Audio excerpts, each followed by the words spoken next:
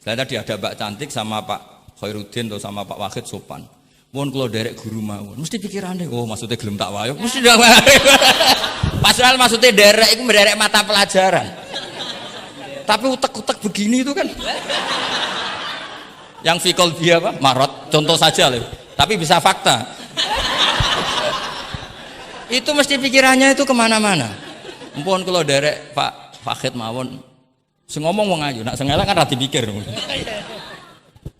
Sehingga unik, khusus perempuan yang cantik itu sopan itu tidak baik. Di dalam komunitas lelaki yang fi qalbihi, karena pikirannya mesti.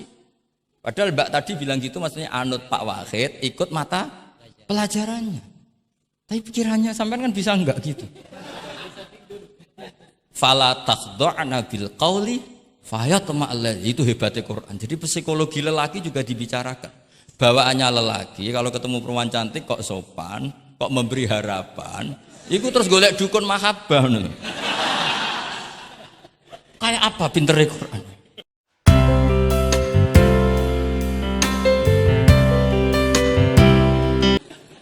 Jadi fikih itu mau tidak mau harus khilaf karena sudut pandangnya seperti itu. Misalnya sopan itu baik.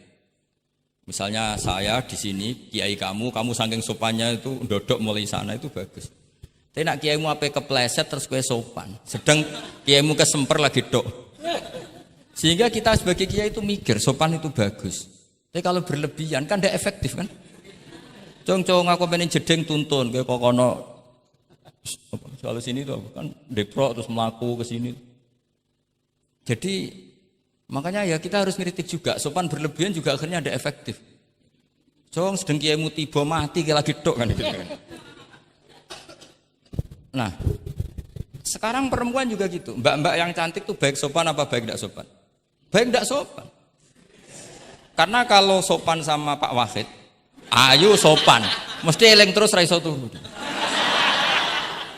Tapi nak ra sopan, seneng aku, gaji ini Mahatali mau piro. Itu langsung lupa. Dan itu bagus karena melupakan Nah, lo betul ini kan katanya tadi siapa yang hafal Quran? Ya nisa an-nabi lastunna ka ahadim inan nisa. Ini taqaitunna fala takhdu'na bil qaul fayatma alladzi fi qalbihi marad. Wahai orang-orang yang cantik, kalau ketemu lelaki itu jangan terlalu sopan. Fala takhdu'na bil qaul. Kalau ngomong jangan terlalu khudu, karena bawaannya lelaki yang fi qalbihi maradun, khudu itu dianggap mau. Saya tadi ada Mbak Cantik sama Pak Khairuddin atau sama Pak Wahid sopan. Mohon kalau derek guru mawon, mesti pikirannya, oh maksudnya gelem tak wayo, mesti dah wayo. Padahal maksudnya derek itu menderek mata pelajaran. Tapi utek-utek begini itu kan. Yang fi qalbihi apa? Marot, contoh saja loh. Tapi bisa fakta. Itu mesti pikirannya itu kemana-mana. Mohon kalau derek Pak Wahid mawon, ngomong wong ayu, nak sengelak kan rada dipikir. Sehingga unik, khusus perempuan yang cantik itu sopan itu tidak baik. Di dalam komunitas lelaki yang fi qalbihi, karena pikirannya mesti. Padahal Mbak tadi bilang gitu maksudnya anut Pak Wahid, ikut mata pelajarannya. Tapi pikirannya sampean kan bisa enggak gitu. Fala takhda'na bil qauli fayatma allazi, itu hebatnya Quran. Jadi psikologi lelaki juga dibicarakan. Bawaannya lelaki kalau ketemu perempuan cantik kok sopan, kok memberi harapan, itu terus golek dukun mahabbah nih. Kayak apa pinternya Quran? Lah ini sayangnya yang hafal baru 4. Padahal saya satu mobil saja tadi hafal berapa Gus? Fakih ya, satu mobil. Karena pondok saya memang pondok tahfidz. Jadi yang derekno saya banyak yang hafid. Jadi satu kelas kalah dengan satu mobil. Supir saya hafal Quran, penderek saya hafal Quran, yang bawakan tas ya. Oh, kalah jauh itu sudah. Kan kiai tidak hafal Quran. Iya, memang pondok saya pondok tahfidz karena memang pondok tahfidz. Jadi seperti itulah. Masa kamu menyarankan orang tidak sopan? Tidak mungkin kan. Masa kita ngajari santri-santri tidak sopan? Tidak mungkin. Tapi kalau kamu ajari sopan, khusus yang cantik, ketemu lelaki yang seperti itu, akibatnya fayatma alladzi fi qalbihi marad.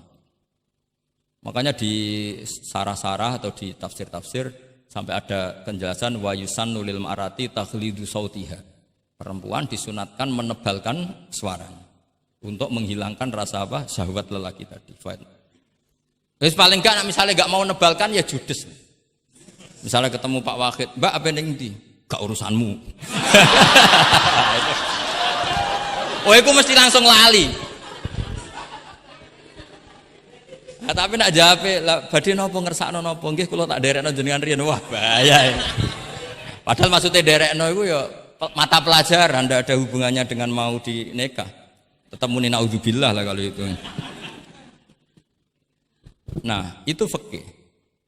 Jadi fikih itu menginduk ke usul fikih. Tapi usul fikih sendiri itu kalau tidak ngerti fikih jadi itu jadi liar.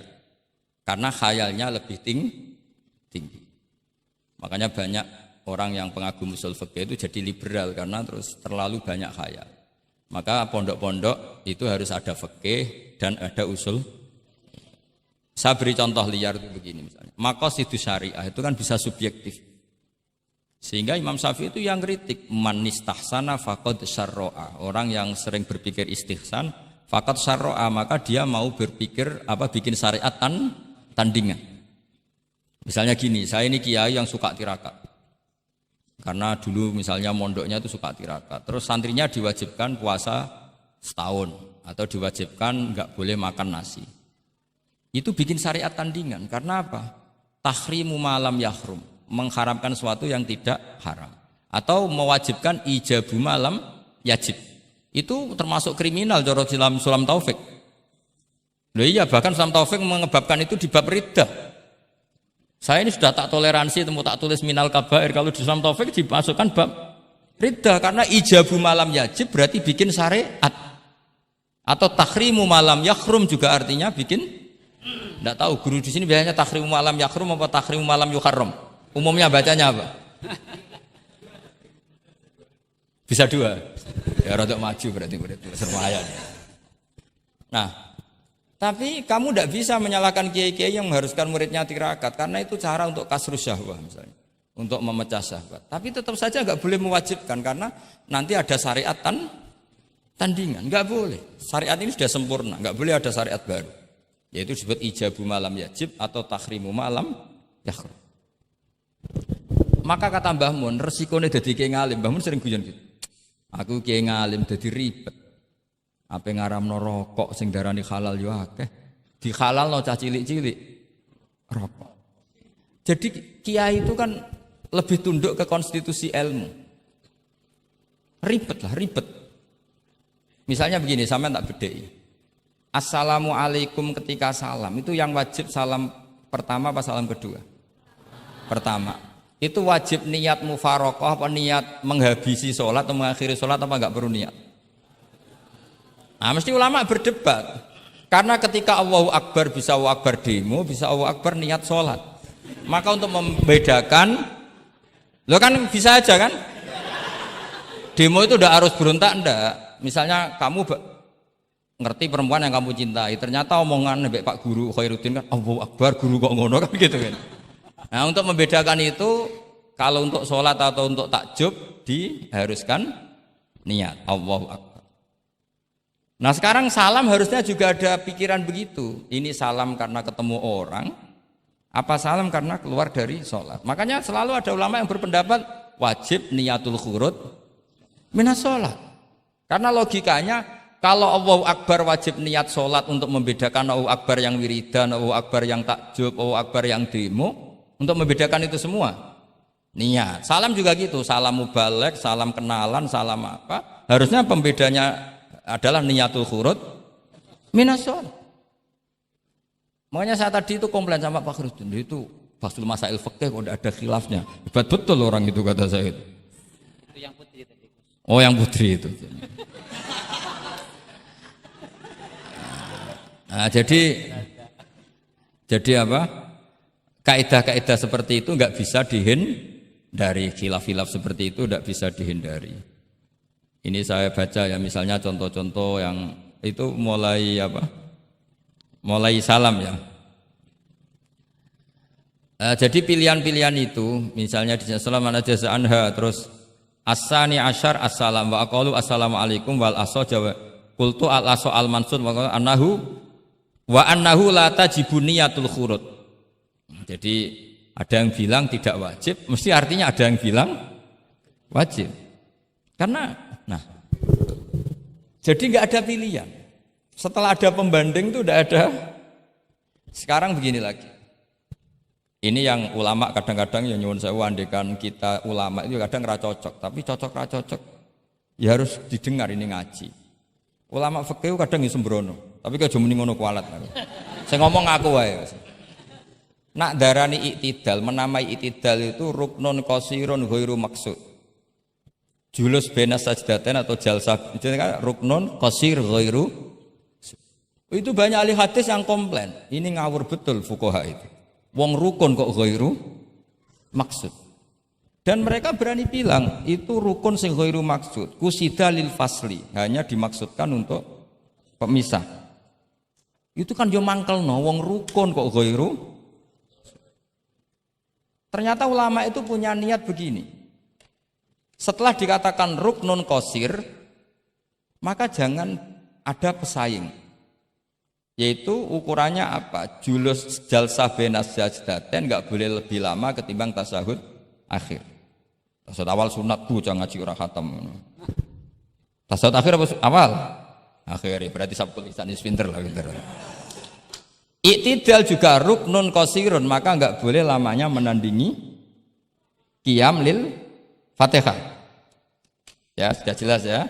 Yang jalsah benas sajdatain enggak boleh menyaingi tasyahud akhir, yang iktidal enggak boleh menyaingi qiyam lil Fatihah. Ternyata ulama yo mikir, disaingi ku yo ora enak. Ngene kaya kula disaingi Khairuddin yo ora gelem. Ora krana sombong, disaingi itu ndak enak. Kecuali level ya. Kecuali level. Level ya hafal Quran ya 30 juz. Itu Jibril bisa demo ke kamu. Memangnya saya hanya nurunkan ayatul ahkam. Enak saja milik. Memangnya selain ayatul ahkam enggak menarik. Itu kalian semua pasti berhadapan dengan Jibril. Coba Jibril nurunkan semuanya apa hanya ayatul ahkam? Kalau saya ketemu kan aman.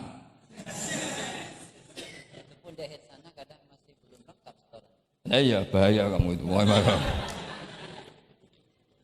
Nah, ketika wajib gak mau disaingin, ini ternyata menginduk ke mazhabnya Abu Bakar.